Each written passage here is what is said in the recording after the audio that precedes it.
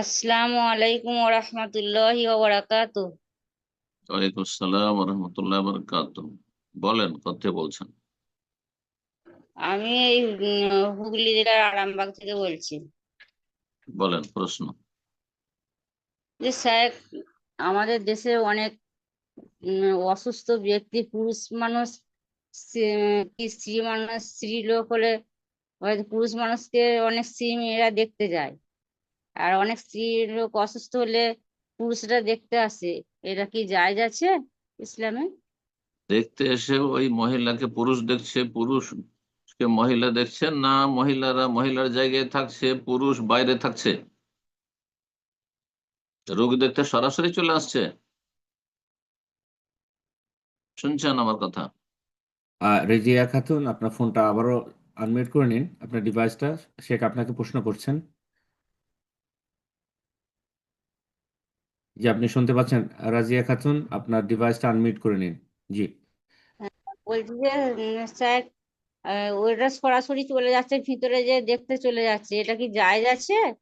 মানে পুরুষ লোক গিয়ে মহিলাকে দেখছে? হ্যাঁ, দেখতে যাচ্ছে, অসুস্থ ব্যক্তি সে, তাকে দেখতে অসুস্থ যাচ্ছে। ব্যক্তি হোক আর সুস্থ ব্যক্তি হোক, পুরুষ গিয়ে মহিলাকে দেখবে, তার গায়ে হাতে দিয়ে শরীরের দিকে দেখবে অথবা চেহারার দিকে দেখবে, অসুস্থ আছে সেজন্য এটি হারাম, জায়েজ নাই। সুস্থ অবস্থায়ও জায়েজ নাই, অসুস্থ অবস্থায় জায়েজ নাই, এন্তেকালের পরেও মাইয়াত কে দেখা জায়েজ নাই। বোঝা গেছে? কিন্তু স্বামী স্ত্রী গেল, পরিবার নিয়ে গেল, হ্যাঁ, মজলিসে বাইরে পুরুষ লোক বসলো, মহিলা যেহেতু রুগী আছে সেজন্য মহিলা গেল, মহিলা দেখে আসলো, ঠিক আছে। অথবা পুরুষ অসুস্থ আছে, স্বামী স্ত্রী দুজনেই গেল, যাওয়ার পরে মহিলা মহিলা সেকশনে চলে গেল, মহিলাদের কাছে চলে গেল, আর সে রুগীর কাছে গেল না যেহেতু রুগী পুরুষ, আর পুরুষ ব্যক্তি রুগী দেখে আসলো, এটা জায়েজ, এটা সুন্নাত। এয়াদাতুল মারিজ, মুসলিম রুগী যদি কোনো পাড়া প্রতিবেশী, এমনকি অমুসলিমও যদি হয় আর পাড়া প্রতিবেশী হয়, গ্রামবাসী হয়, আশেপাশে থাকে অথবা পরিচিত, রোগীকে দেখতে যাওয়া, রোগীর খোঁজ খবর নেওয়া ভালো কাজ, সুন্নাত। এবং এটি একজন মুসলিমের আর একজন মুসলিমের হক, যেমন নবী সাল্লাল্লাহু আলাইহি ওয়াসাল্লাম বলেছেন। কিন্তু বিপরীত লিঙ্গকে দেখবে, এটা জায়েজ নয়।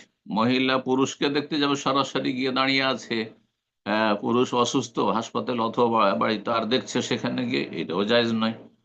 আর পুরুষ মহিলাকে দেখতে, মহিলা অসুস্থ আর হাসপাতাল অথবা বাড়িতে গিয়ে তার চেহারার দিকে দেখছে, রোগীকে দেখছে বা মৃত ব্যক্তিকে দেখছে, এটিও হারাম।